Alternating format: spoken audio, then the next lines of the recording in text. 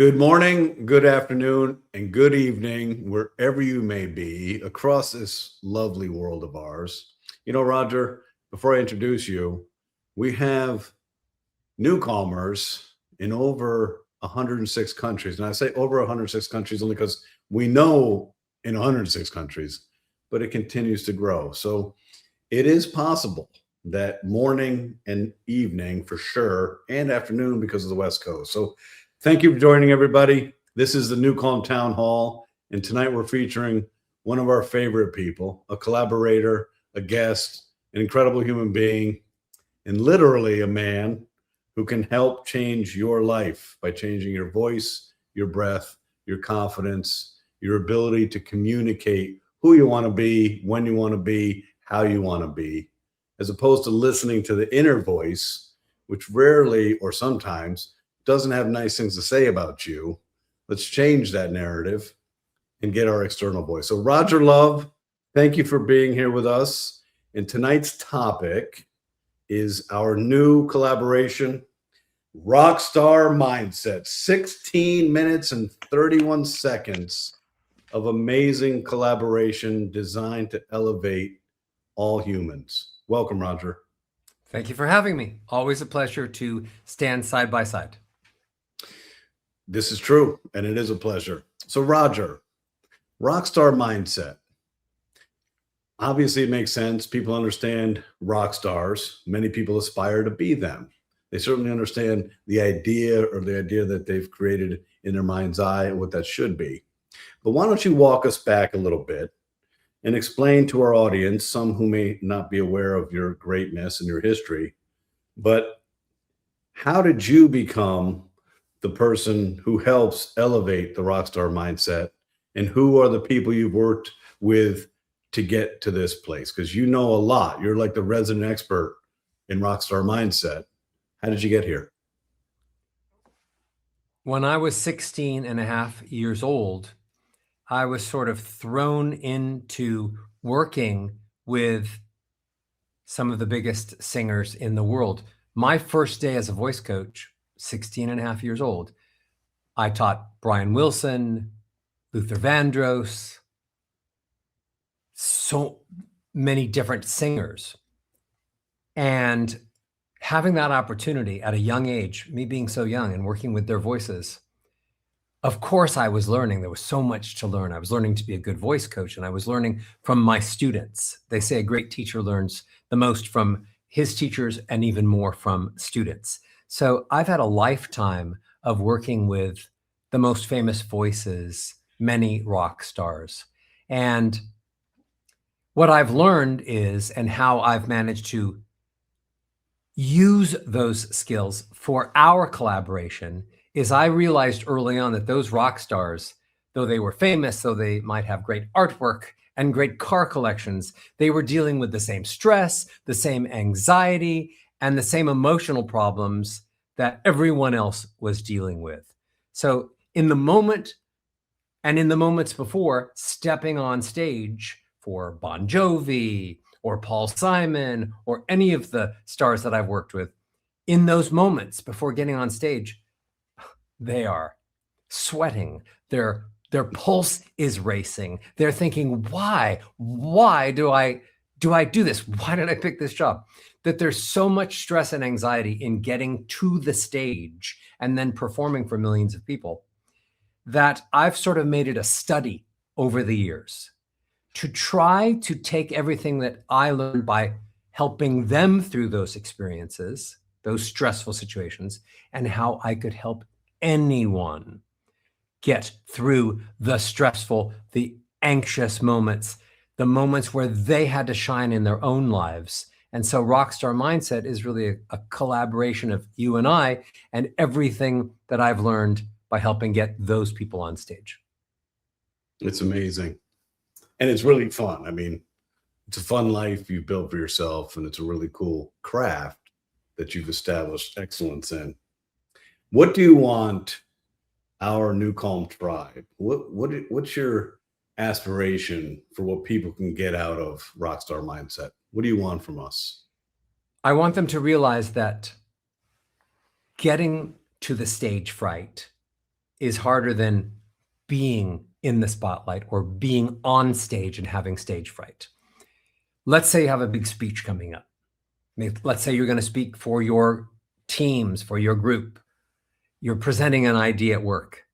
You're deciding you're going to ask the person you've been loving for a long time to marry you, whatever the important conversation is. You're so worried about what's going to happen before you get there that you're creating all of this anxiety before you're even in the moment to be responsible for opening up your mouth and asking them to marry you or presenting your idea. So I separate getting to the stage fright from stage fright. And interestingly enough, when you actually start your presentation, your song, your speech, your conversation, fear dissipates 90-something% within seconds. So it's about managing stress in the preparation before you have to present yourself, your idea to other people. So what Rockstar Mindset does is it helps you through those moments right before you have to be in the spotlight and focuses your mind, your brain, and your inner voice so that you're immediately in minutes in a place where then you can be the best of you, the most relaxed of you, the most confident of you.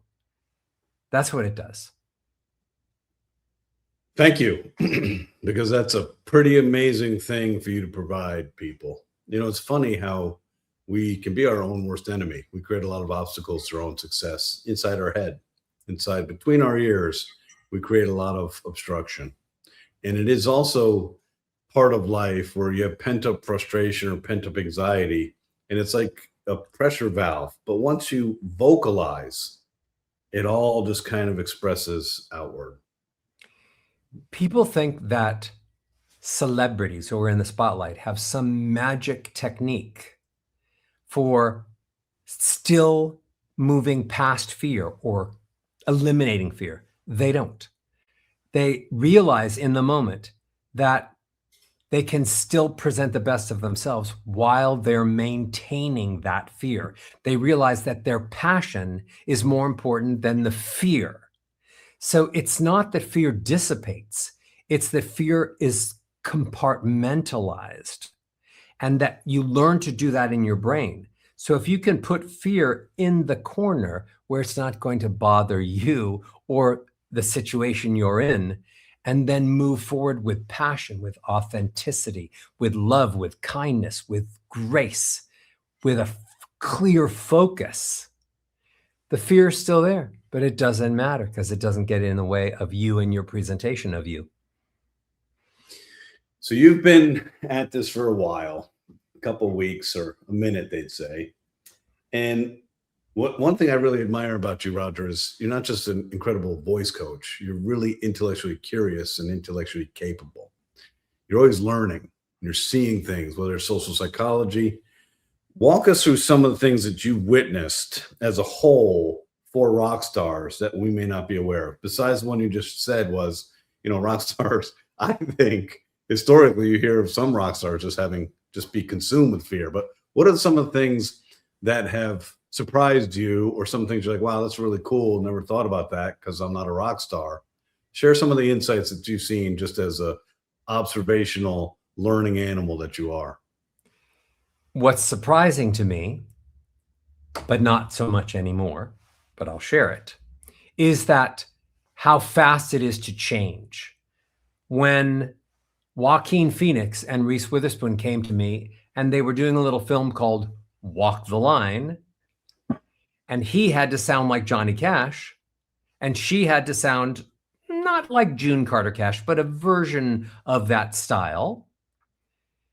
And he started really not having a history of singing. I think maybe once or twice in his life he sang Happy Birthday, but I don't think the performance was so good that they actually gave him cake.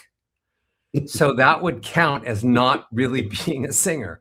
And Reese had sung a little bit in high school, but all the singing she did was all high and beautiful. Nothing in the range that the character would sing in. So you'd think it would take a lifetime to sound like Johnny Cash. But I only had about 4 weeks for both of them to turn them from really non-singers to singers. That's a miracle. And it is witness to the fact that you can make incredible changes in short periods of time. She won the Academy Award for it. He won plenty of other awards. When I did the same thing with Bradley Cooper, he said to me, Roger, I'm going to direct, co-write, and star in a little movie called A Star is Born. I don't sing, Roger, but my co-star happens to be quite a good singer. Maybe you've heard of her. Gaga, Lady Gaga. And to make things harder on us, Roger, because now we were a team, we're going to do all of the singing live. We're not going to be in the recording studio where, oops, fix that, oops, fix that. We're going to sing it live. The band's going to play. I'm going to play the guitar, and we're going to sing live. And that's what goes in the movie. No fixing it all up. No auto-tune, no correcting mistakes. Can you do that, Roger? I'm like, absolutely, I can do that. And we both had to get in the mindset of making that happen. And when you watch that film, and he opens his mouth and he sings, tell me something, girl. First line, you're like, oh my Lord. He's a singer, and everybody wanted to kiss him on the mouth. One line. So stop thinking you're not confident enough, special enough. You haven't been able to overcome your stage fright enough to realize that transformation is almost immediate once you have the right mindset and a little bit of the right technique. Do you think, first of all, it's amazing the transformation that you've helped create in the short amount of time. Now, would you think that a singer who has a level of specificity, a little inner voice, and they know music and they know melody and they know tone and pitch and frequency, do you think maybe an artist who may be an actor wants to sing is less encumbered because they don't know the obstacles to put in front of their way? No, I don't. I don't think that at all. And the public thinks that just because you're a good actor, maybe you can sing and maybe you can dance. But that's not the case. Right. Singing and speaking in performance has similarities and also differences. So just being able to act doesn't mean you could sing. Just because you're used to lights flashing in your face and a microphone somewhere near you, that doesn't mean you could sing. It's all new skill sets aren't compounded. Each skill set is learned. So what makes me a great teacher is I'm very good at mindset. I've kept non-singers in singing roles in films and me just keeping them in because they believed that I would make them sound great was just as valuable as me teaching them how to sing and eventually sounding great. So we all have things that we're good at. I'm a really good voice coach. I'm a terrible ice skater. Embarrassingly so. So if I wanted to be an ice skater, I would have to focus on it. I'd have to get in the mindset of ice skating. I'm going to do it because I'm going to practice. Anyways, it's just that talent isn't compounded. Everything is a new skill set. So I'm always trying to help people in the fastest way possible achieve new things. And that's what's exciting. I do transformations and I don't believe in taking months or years to make transformations. It's like, what could I say right now to change the way you're thinking and change the way you sound. I live in those moments. So Reese Witherspoon and Joaquin Phoenix do Walk the Line, and Bradley Cooper does A Star Is Born.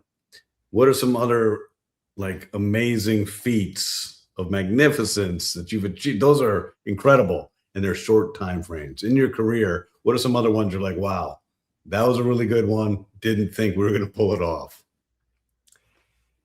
Paul Simon came to me 80-something years old, wanting to overcome the fact that he had lost hearing in one ear, was hard of hearing in the next ear, and that he hadn't sung in a long time. The hearing was making it more difficult to sing, but also lack of singing for a long time made it more difficult to sing. So I helped Paul Simon rebuild his voice, and then he did a 58-city tour to a standing ovation every night and got rave reviews on his voice, and then took a little time off, and then is on a world tour right now and just released a Disney Hulu film of the concert that I helped him get his voice ready for, and rave reviews. So at 84 years old, he sounds amazing, and he's enjoying singing again. I spent the last 9 months getting Bon Jovi ready to do 9 sold-out nights at Madison Square Garden, which we finished last week. And now we're going to England and Dublin and Ireland. I love helping people build or rebuild their voices, regardless of age, regardless of time away from the microphone. Those are a couple of new things that I'm very excited about. Bon Jovi and Paul Simon. You should be. Those are amazing. How much inertia do you think is involved in someone's fear getting in their way? Their mindset versus the capacity and capability of their physiology to do the job. How you had to overcome insecurity, self-doubt, confusion with Paul and John Bon Jovi, because they're coming from a place where like, I think this is broken. How much of that's mindset? A great deal. A great deal of every single time I work with anyone is mindset. I say I cannot change the way anyone sounds unless I can change their physiology and their mindset. That it's futile for me to work with any singer or any actor who wants to speak better. I don't only just teach singers, I teach lots and lots of famous actors as well that are preparing a role for, and there's character sounds in the role. They want a particular sound. So unless I can get their mindset in the right place, I can't even change anyone's voice. People think they were born with a voice. They were born with an instrument. And they open up their mouths and they talk to people and they think, or they listen back on a recording and they think, ugh, that isn't me. Ugh. I thought the new iPhone had a really good mic. Ugh. Or, ugh, what? That's a terrible recording. What's the matter with this recording I just heard of myself? I don't sound that way because they don't know how they sound. Because the people that know how they sound are the people that listen back to the recordings of themselves. Because sound, when you hear yourself, you're listening to bone conduction inside your skull. Your bones, your skull are vibrating. And you think, whoa, I've got a lot of vibration going on in here. But it has nothing to do with the sounds that come out. So people are born with an instrument that they have to learn how to use. And they don't know that they're not trapped with the voice that's currently coming out of their mouths. So if you sound airy, it's because you imitated airy voices. Your mom said, Roger, you're so much cuter than your brother. And then as soon as I could speak up, like, you're right, mommy. And my dad said, I'm going fishing. And if I wanted to go fishing, I'm like, can I go fishing? And then suddenly you're an adult. You sound a little bit like your dad, your mom, all the people that were in your lives. And you think, hey, that's my voice. But it's not your voice, the voice you imitated. So I meet anyone at any point in their lives. And we say, is that voice working for you? Or is it not working for you? Is it working for you because the conversations you're having are creating the relationships that you want, and the life change in your personal and business success? Is it working? Or maybe we could tweak some of the sounds by finally giving you a manual for your voice. You didn't get one. I didn't get one. So as I grew older, I kept figuring I should just write manuals for the voice, for the speaking voice, for the singing voice. And big part of that is changing mindset and learning that you're not born with the voice that you don't like. So let's change gears for a second, Roger. And last September, we launched our first collaboration, Voice Coaching with Our Love. R stands for Roger. That's you. I recognize it. You should. And you should be smiling all the times around the world where people are waking up and beginning their day like I did today with Voice Coaching with Our Love. What are we doing when we follow your guidance or Madison Amico's guidance on the female version of voice coaching? What are we doing, and what's our expectation of how that should shift our life? Amazing.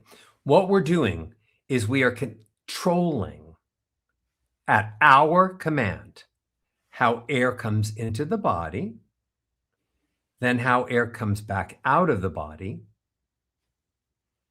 and the lack of tension and straining and pressure that causes when you do it right.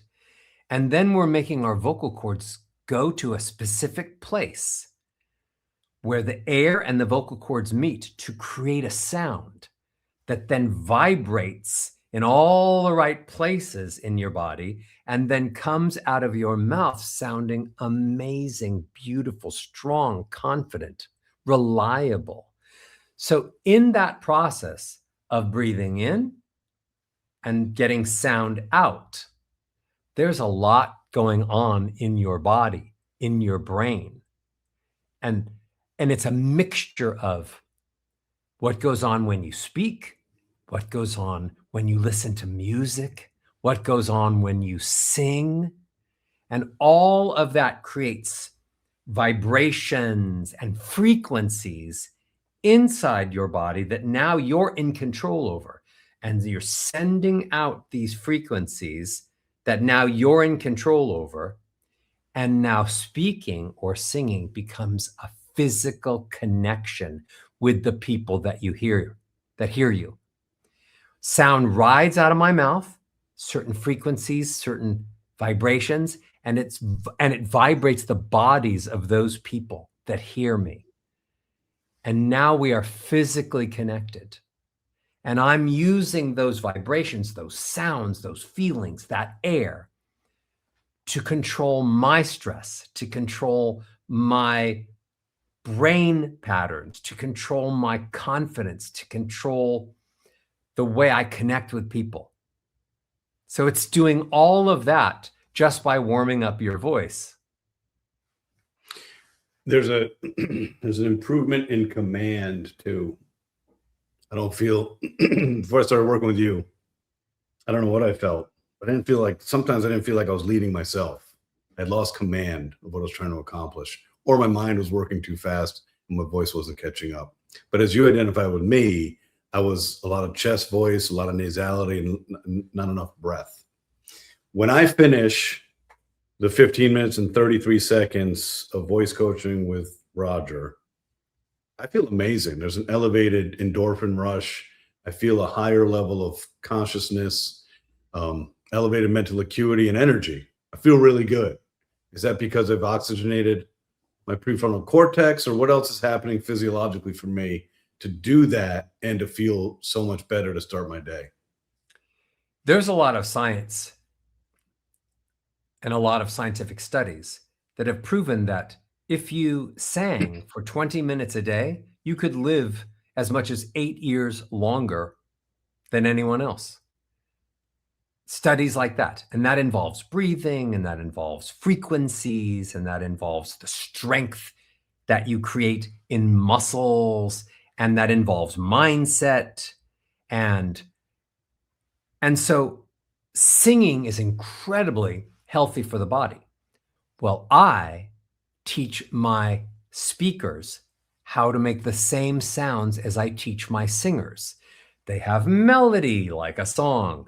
They have volume and and volume changes like a song. They have control over the tone like a song.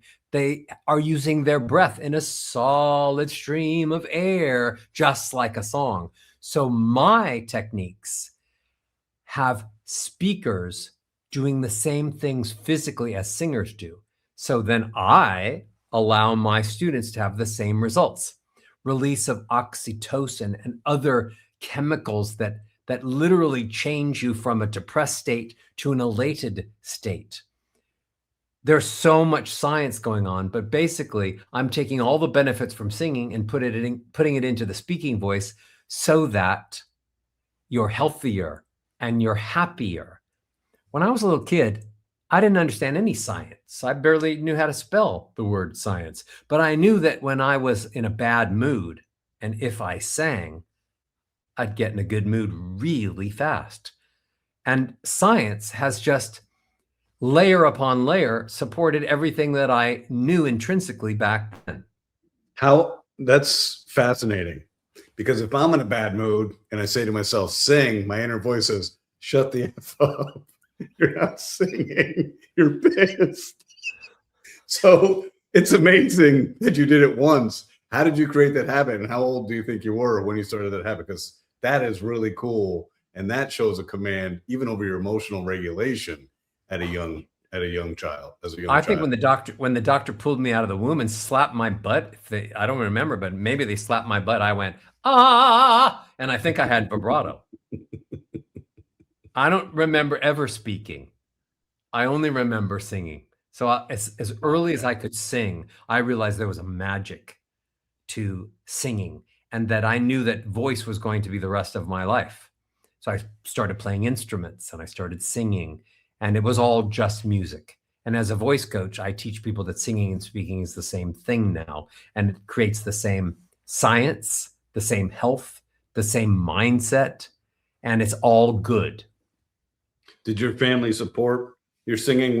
I live in a neighborhood here in Tampa, and we walk after every dinner, and there's a drum kit down the street, and I'm like, oh boy, he's pretty good, or she's pretty good, whoever's doing the drumming. But did your parents support your singing? Yes. My family was very humble origins, very lower middle class wage earners. My dad worked. My mom stayed home, took care of the kids. And when I was 13, my mom got another job just so I could have 2 voice lessons a week. So she went out of the house and just did a full-time job just so I could study voice. So that she was very supportive, very supportive. And my mother played the piano, and some of my fondest memories when she was still alive and I was growing up is I'd come home from school and she'd play the piano and I'd sing. It was so bonding. It was a big part of our relationship. And so, yes, they were supportive. And unfortunately, people are not always supportive of singers and people who even want to change their voice. For example, you're in high school, you're a senior in high school, and you've applied to all the colleges, right? And you applied to Harvard and Yale and other second level schools that were on your safety list, and all your friends did. And you get a letter and it's from Harvard. And the last thing you're afraid of doing is going to school the next day and telling all your friends that you got into Harvard, because you're worried that they're going to hate you now and they're not going to want to be your friends. Well, the same thing happens when you change your voice. There was a mother who brought their 17-year-old son to me, and he stuttered. And I've been working to eliminate stuttering for years, because I realized that when you stutter, you don't stutter when you sing. So I reverse engineered a singing solid airflow technique to fix stuttering. Anyway, she brought him in and she said, my son's been stuttering his whole life, and we've been to doctors and therapists, and we've tried everything that we could do, speech pathologists and speech therapists. Nothing has worked. In 10 minutes, I had him speaking like an orator. Like if he was Moses, he would have walked in and Pharaoh would have let the Israelites go on the first ask. He just sounded great. Okay. And the mother's crying The sun is crying. I'm crying. I'm like, this is what I live for. I went home and told my wife, I'm a deity. I just experience omnipotence. I'm amazing. I'm not a dog. I'm a god. You just had the word reversed. And then 2 weeks later, the mother calls me and I'm like, how's he doing? And she said he went back to school the next day and his voice sounded so amazing. And all his friends made fun of him. And they're like, who are you trying to be? What are you trying to sound like? A radio announcer? You're fake now. And then he went back to stuttering. And the mother said, what am I going to do? And now she's crying again. And the mother says, what am I do? He's 17 years old. I can't force him to sound better. So people in your lives sometimes reject change. Yeah. You have a soft, airy voice. And people and all the people in your life think, well, they have a soft, airy voice, so they're a perfect soundboard for me to tell them all of my problems. And so I always go to that person. I tell them all my problems, and that person goes, oh, I'm sorry you feel that way. And then I fix that person's voice because they sound soft and airy, and they're not achieving the things they want in their lives and their communications. And I make them sound amazing and strong and powerful. And they go back in a conversation at Starbucks, and the person says, I want to tell you all the sad things. And then they respond back, okay, great. But let's talk about some good things too. And then they're like, what's the matter with you? Who are you? Where's my sounding board?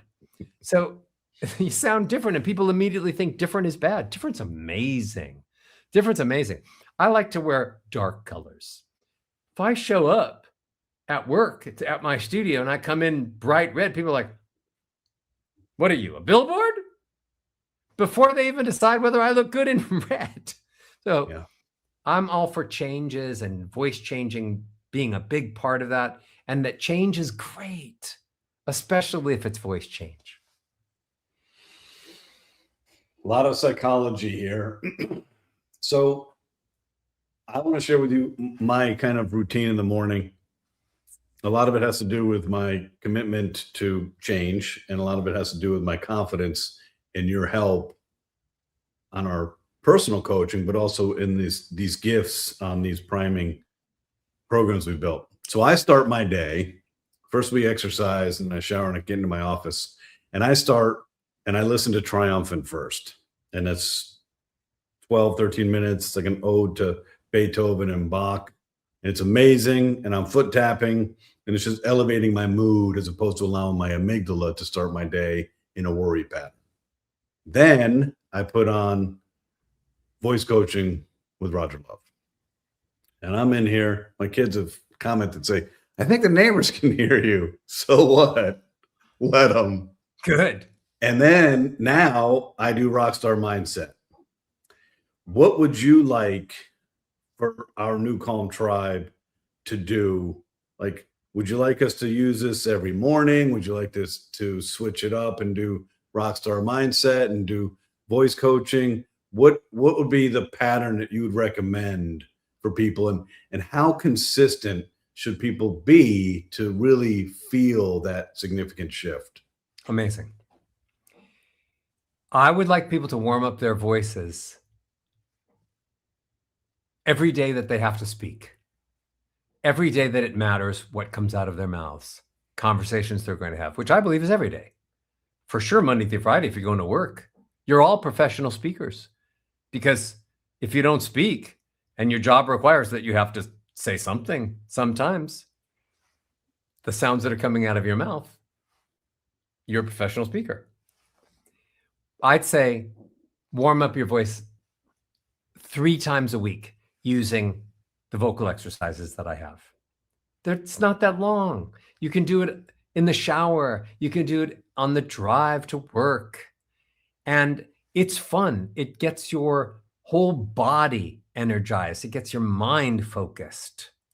So I would say make vocal exercises a part of your weekly productivity time. A runner never runs a race without stretching. Does that runner really enjoy stretching? No. Does the dancer really enjoy stretching before they dance? No, not most of them, but they do it so they don't hurt themselves, and they do it so that they're so that they've warmed up their body so that then they can do what they need to do with their body. So a few times a week, warm up your voice, spend a few minutes with the warm-ups. Then, when you're feeling stressed, or when you have something special, you got to talk at work, or you have a presentation, or you have an important conversation coming up, then go to Rockstar Mindset and take the warm-up and take it to the next level. So I've warmed up your body, and all of the music underneath, all the neuroscience under the warm-ups has really helped focus you. But then let Rockstar Mindset get you in the mood to really be the star of your life that day. So warm up with the exercises and then use the mindset so that you feel like you're the star of your work. You're the star of your own life. Stop pretending you're a roadie in your own life and you're just carrying things from one place to the next. You're the rock star of your own life. You don't need a stage. Wherever you are the star of that part of your life. So that's how I would use it. Warm up on a weekly basis and then get in the mindset of taking on the day like you really have control over your own day. Should I? So for me personally, I do it as like a practice. So there's a discipline to it. Sometimes I failed myself and tried to multitask while I'm doing it, and I fail at both. So I stopped doing that. Should I sit or should I stand when I'm doing the vocal training? Does it matter? It only matters is what your upper body is doing. I could sit, but if my chest is up and my shoulders are back and down comfortable, as long as I don't slump over like this, round my shoulders over. So as long as my chest is up and my shoulders are back and down, then the ribs are now in a position to get out of the way to allow air into the lungs. So it's what I do with my upper body. You can sit or stand. As long as your chest is up and your shoulders are back and down comfortably, you can get air in and out and you can create all the sounds that I want. I've noticed that some people just inherent insecurity, socialization, patterns. In Rockstar Mindset, you ask us to say out loud, I'm a rock star. Well, I'm not a shy human being, so I yell it. But a lot of people don't. Interesting. Then they're just budding rock stars. They need to start. Volume creates vibration, creates frequency. And you need to feel a certain amount of volume when you speak so that you realize that speaking is a full body sport. Most people are only speaking like this as if they were using the volume of their inside voice. Is this sound coming out of me, or is this me talking to myself? And they've lost the differentiation. Hey, Roger, it's time for you to get up. Did I say that out loud? Hey, honey, would you like to kiss me this morning?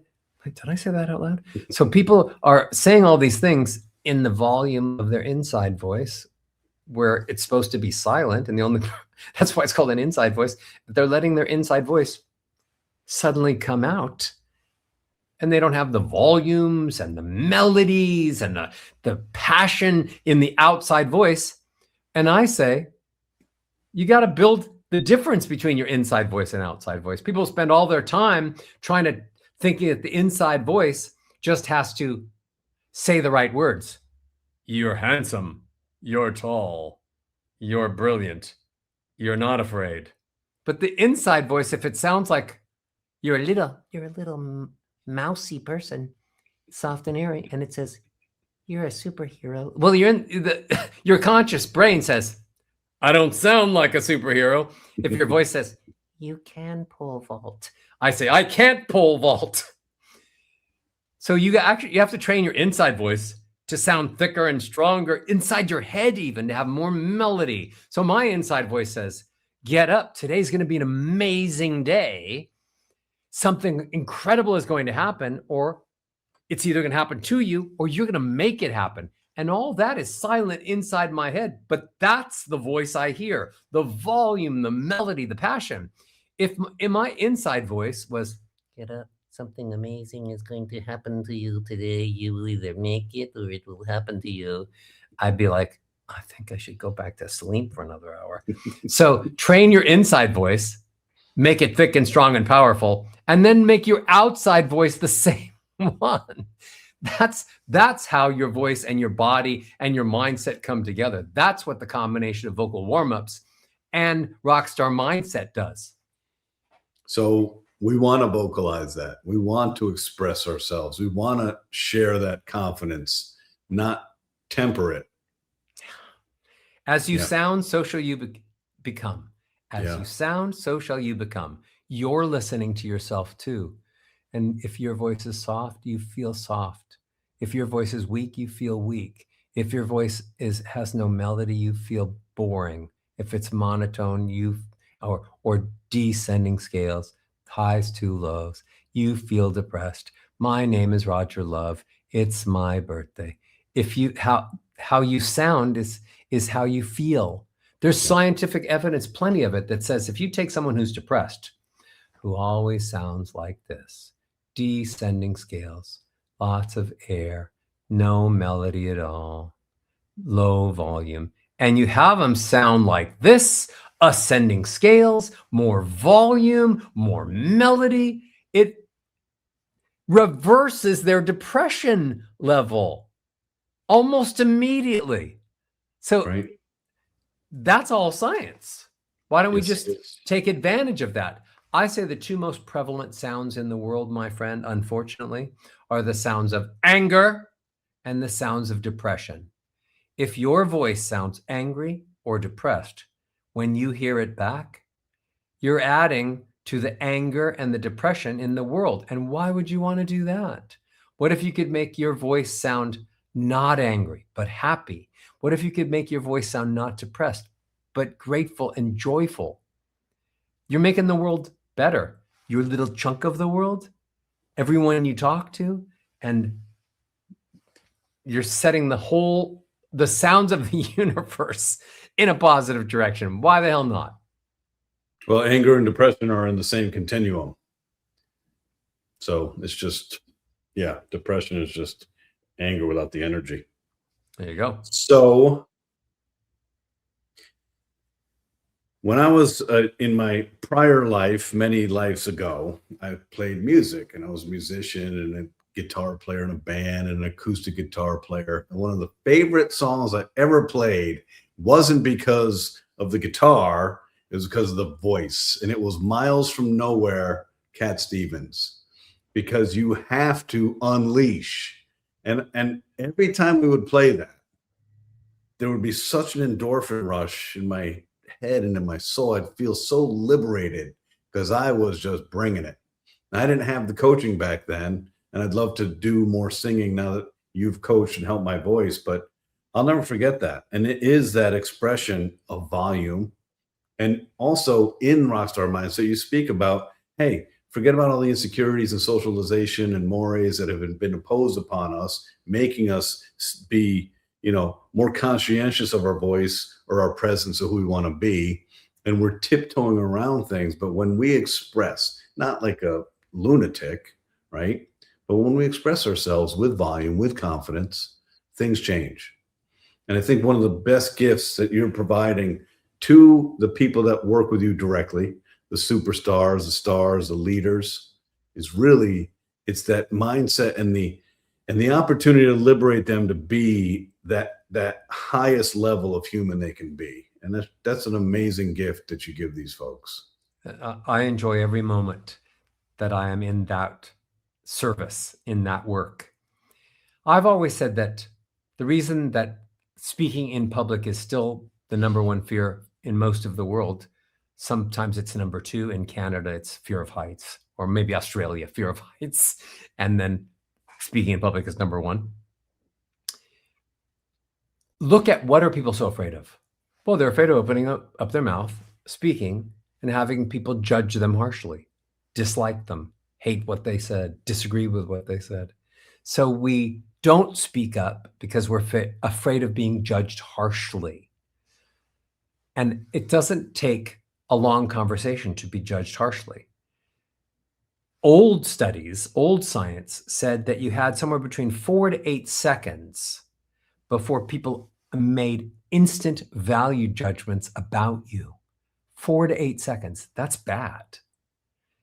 So there has to be some learning how to use the instruments so that you can control when you open up your mouth to speak, so that you can showcase the best of you, so that people perceive the best of you. There's a new study that I just read that says it isn't 4 to 8 seconds, that it's 1 second. That this study had people say one word, make one sound, and people didn't have any problems making value judgments about who they were, how intelligent they were, so many other things. If you know that you can control the sounds that come out of your mouth and thus control the way that people perceive you, what do you have to be afraid of? When I started this session today with you, or when I get up on a stage to speak, or when I'm in an elevator and I decide to speak to someone else who happens to be eating candy I might want to share, I'm not worried about what I say, that they're going to judge me harshly, because I'm going to present myself favorably, full of joy, full of gratitude, full of grace, full of compassion. And they're going to be like, oh, in 1 second or 4 seconds or 8 seconds, they're going to go, that person's happy, that person's joy-filled, that person's not a threat to me. Seems like a nice guy. Well, what am I worried about? Opening up my mouth and speaking and having people like me too much? Because I'm good at showcasing good things about myself. I don't waste my time showcasing all the bad things about me. I don't start every conversation with, I can't ice skate.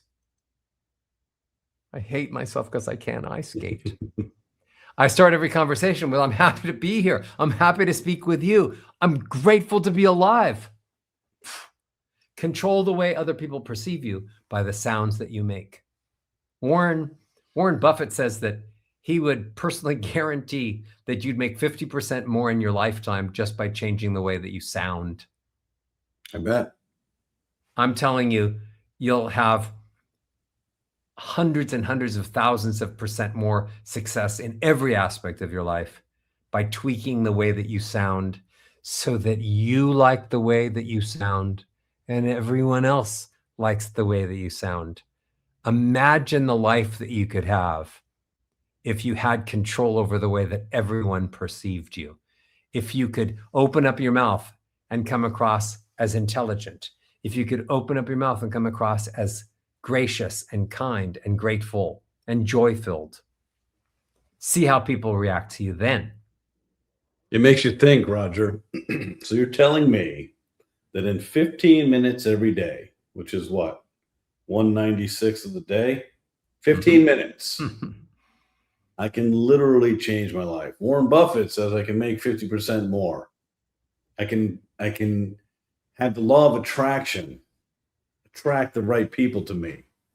I can live in an era of confidence and longer. Not arrogance, just confidence, not diminutive, but stand up straight and be a better person, enjoy my life better. You know, a lot of people get trapped in their own security and self-doubt, and there's so many calories they're burning behind their eyes, and they think no one can tell. Everybody can tell something's not right. So in 15 minutes a day, I can change all that. So for those of you listening, if you're not catching on here, that literally 15 minutes a day using the voice coaching with Roger Love and then compounding that with Rockstar Mindset, what are you doing? Why aren't you doing it? And let me say that if you don't have 15 minutes, you will get tremendous benefit from doing 5 minutes. Years ago, one of my students is Gwen Stefani, and from No Doubt, lovely person, great talent. She was going on a tour, and I gave her a set of warm-ups, and her warm-ups were like 45 minutes because she's singing, she's doing somersaults on stage. I really wanted her voice to be incredible. Say about 45 minutes. Excuse me. A year went by, and I saw her at a party, and she came up to me and she said, Roger, you changed my life. And when someone says that to me, it doesn't really matter what they say afterwards, because that's good. It's good enough. I could stop right there. I don't need to know anymore. But I asked, tell me more. And she said, I just came back from a year-long tour where I sang every night. I've never had a year-long tour where my voice was incredible every night. Thank you. Thank you so much. For the millions of people that I just sang for over the year, thank you for them. And I said, and she says, I did your warm-ups every night before the show. And I said, and again, I should have stopped right there probably. And I said, how long did you do them? And she goes, 5 minutes, sometimes 10, 5 to 10 minutes every night. And then I said, perfect. Because 5 to 10 minutes of her doing them had the end result. You don't have 5 minutes? And gave her the mindset that she had taken care of herself to then take care of her voice, to then take care of her fans. That's right. And there's nothing like having a few shows under your belt and you're counting on, and your voice sounds great. People are like, you sound amazing, honey. And then how you feel after that. Same thing with your speaking voice. You start practicing the exercise, you have more melody, you have more volume, you sound so much better, you sound so much more confident, and people react to you. A week from now, you're going to be expecting people to say, tell me more. Can I pay for dinner? I enjoyed you so much at dinner. All the stories you just said, let me get it. Let me get the bill at Starbucks. I love talking to you. When can we meet again? And you're like, wow, this is good. Soon they'll be asking you to go away on vacations. Yes. So Roger, recently you shared with me, like, Jim, I'm having just an amazing creative time in my life. And you have a lot going on. You and I are like two ships crossing the night half the time. But share with us some of the things you have going on right now that are just really just lighting you up, because I know you have a lot of cool things happening. And I know the stuttering project is a really big one. I mean, that's just incredible. And that's a life change. For years, I've been helping just privately people learn how to eliminate the stuttering challenge. But I created a documentary called Find Your Voice.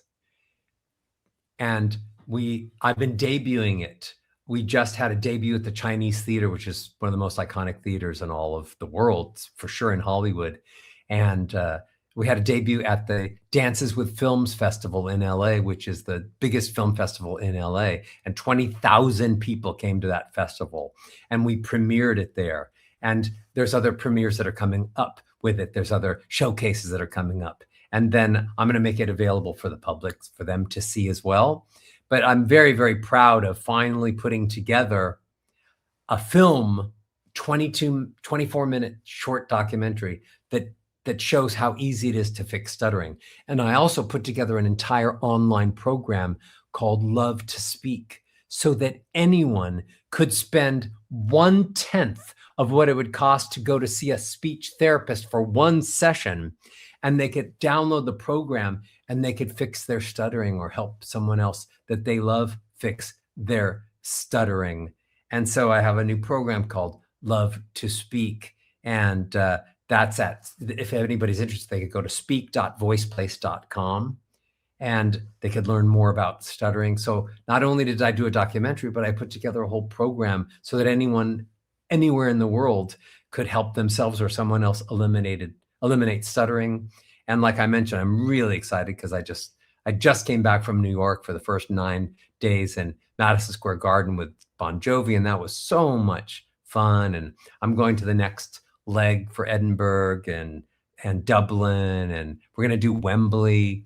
So I'm very excited about the stuttering. I'm excited about the Bon Jovi project. I'm excited about what happened with Paul Simon with the Hulu special and how well that's being received. But I'm just excited that the more people I can reach. I'm very excited about the work that we've doing. Before I met you, I was pretending to, I was pretending that I was a vocal scientist, but I wasn't relying on all of the science that actually exists, the neuroscience. I just knew that what I was doing, because of the clinical trials that I've been doing for decades, why they worked. Years ago, I just knew that a recovery for aphasia patients, stroke patients who had aphasia, I just knew that singing therapy would fix that. So I created singing therapy. Now it's successful. I don't wait for science to catch up with the things that I know through clinical trials of working with voices every day for the last 40 some odd plus years. But then when I met you and you started talking about the neuroscience, and I realized how everything that I've been doing, so much of what I've been doing for so years, goes exactly with science. It's like you made an honest man of me. It's like you told me that science supports pretty much every single thing I've been saying. And my team is like, Betsy, who works with me, is an integral part of Voice Place, my company, integral for many years. We love her. She's an incredible person. I would create something new, and she was like, do you have all the references of all the scientific studies to back that? And I would say, I don't need them. And she'd say, you do. And so when you and I started working together, Betsy was like, thank God. Now there is full science. So the discussions that you and I have, how the brain works and how that relates to the sounds you could be making, I really think together we're going to make an even bigger imprint on voice and the way people use voice to change their own lives and their own minds and the stress level and anxiety and their focus. When we met, even NuCalm was more focused on the sounds that people listen to. And I said, why don't we have people make sounds? Why don't they become the sound generators? Because I know that there is massive healing and massive knowledge and massive change to be accomplished by having humans be sound generators. And those sounds that they make, not just listen to, the sounds they make and listen to will make incredible changes. So you're an innovator and you're not afraid of taking a leap of vocal faith, a leap of frequency faith, a leap of sound faith. And us together, sky's the limit of what we're going to do. I never thought that I was going to connect with a neuroscience team. Right. And that would help me. I always believed that voice has the power to heal the body and heal other people who hear the sounds coming out of voice. I know it.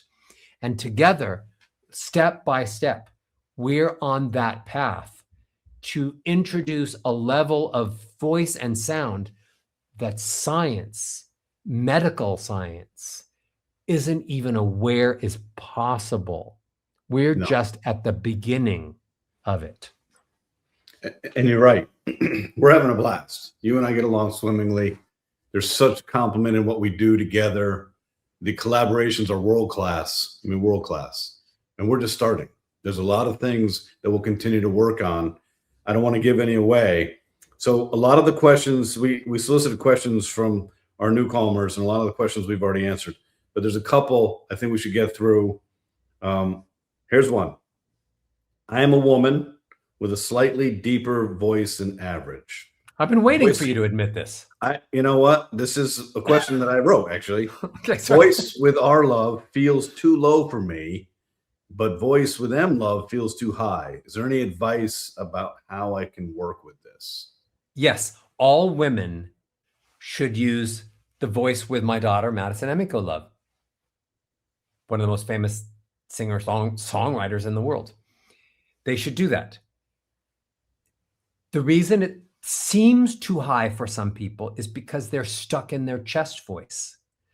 But what they'll learn by doing it and listening to her voice and my explanations as they go through it is they're not just trying to take their chest voice and push it up. They're not trying to go, ah, ah, ah, and then squeeze their buttocks cheeks together, and then their two eyebrows become one, and their stomach gets all tight, and they're stuck in chest voice. They're supposed to go chest, middle, head. Ah.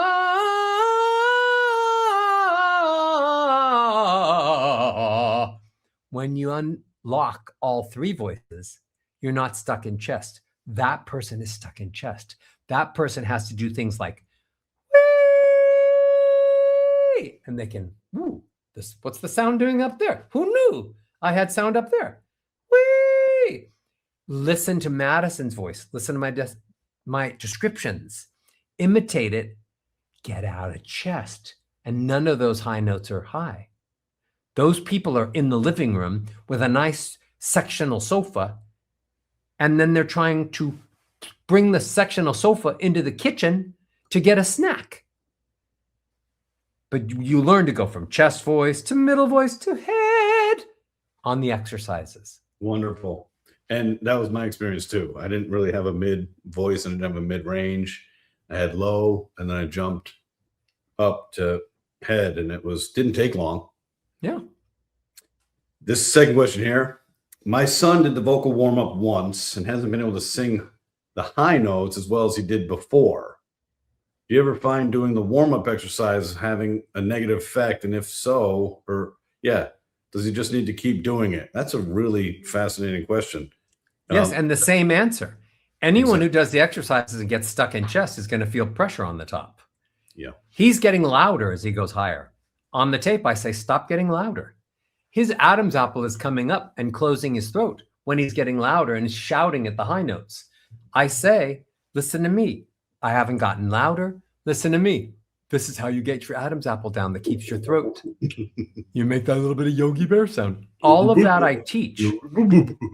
That's right. So my students do not strain. If you're straining, you're doing it wrong. Stop doing the exercises, listen to the exercises, and then go back looking for chest voice, middle voice, and head voice. No pressure. If you're straining, you're doing it wrong. Pressure, straining, and volume. 3 strikes, you're out. That's when you know you're doing it wrong. Stop getting louder. Stop getting louder. You're holding your stomach tight when you're doing the exercises. If you hold your stomach tight, you're holding your breath. I say countless times on the exercises, let your stomach pretend you have a balloon when you inhale, and then let your stomach slowly deflate. That's called diaphragmatic breathing. That person is holding their stomach tight and they're shouting at the top. If you can't create less pressure by doing the exercises, only do the low exercises until the highs open up. Awesome. Okay. The final question. I'm very curious what Roger's morning routine is. Besides rescue, of course. What time does he wake up? And what does he do in the first hours of the day to build early confidence and a feeling of success for the rest of the day? I wake up, and the second I wake up, I literally say inside with a beautiful, strong, powerful voice that doesn't come out because my lips are closed. Thank you, because I'm alive. Thank you. Today's going to be an incredible day. I'm either going to make it happen or it's going to happen to me, but it's going to be an incredible day. And I start with that. That's all I say to myself. And then that's 100% positive. And then I do something which I should never do. I look at my phone and I see if I have any schedule changes. Because what if the lesson or the meeting that I had scheduled for 8:30 first of all, I get up at 6:30 and I look at my phone to see whether or not I still have an 8 o'clock session or meeting. I wish I never do that, but I have to because it's going to now dictate how fast I have to make breakfast and shower and get ready. So I look at my phone and that's a negative and I wish I didn't do that. But then I make breakfast, I eat breakfast, and then I get in the car and I put on 20-minute rescue every morning. And then I drive and I'm listening and I have it loud and it's filling the car. with the sound. And it's about 20 minutes for me to get to work. So rescue 20 is perfect. So I'm not even saying I was stressed, but I want to equalize. I want to take more of a chance for my psyche to be right. I already sabotaged it by looking at the phone and what happened? I looked at my schedule and I looked at my emails too. What am I, stupid? What am I doing? Trying to torture myself? Why don't I just hit myself in the face? Right? So whatever, I'm in the car. I want to take that back. I want to go back and positive. Then I get to work and I warm up doing my own vocal exercises. Maybe I'll play the NuCalm. Maybe I'll just sit down at the piano. Go, go, go, go, go, go, go. And I'll play my own exercises. But I'll warm up my voice because I have found that I am speaking all day. And when I warm up my voice, even for myself, it makes a difference, even though I have amazing technique. And even though I have very good conditioning of the sounds that I make, I still warm up my voice. Sometimes 5 minutes, sometimes 10. So maybe I'll sing a little bit too. And then that puts me in absolute great spirit and energy and focus to whatever, start meetings, start lessons. That's my ritual. It's a good ritual, and you get some latitude because you're on the West Coast. At 6:30, it's 9:30 on the East Coast. So there are things that could have happened because we start earlier. So it demands that kind of acquiescence to the And I'm teaching all over the world. So when I get up at 6:30, I might have a lesson with somebody in China. I might have a lesson with some other in Germany. So I have to be a little bit aware of not missing those lessons at work. And then rescue on the way to work is really only because for anyone who's ever driven in LA, you need it, or else there's going to be some road rage happening. So that part's amazing. One of the things you and I share in common, we've never talked about this, but I too have my own affirmations in the morning, speaking to my subconscious mind and directing my amygdala to be quiet. Because the amygdala is the first thing that wakes up in the physiology of the brain. The amygdala and cortisol. Cortisol to get your brainwave activity out of sleep, and the amygdala because the amygdala is a workaholic and loves to worry. So we start our day. If you feed the amygdala your phone, you are literally making a pact with the devil and accelerating the chaos in your mind to start your day. But you can override it. You can insulate it by doing the affirmations. All of my days start with this is going to be an incredible day. And it's just a couple repeats. And guess what? It changes the wiring of your frontal cortex. So fascinating.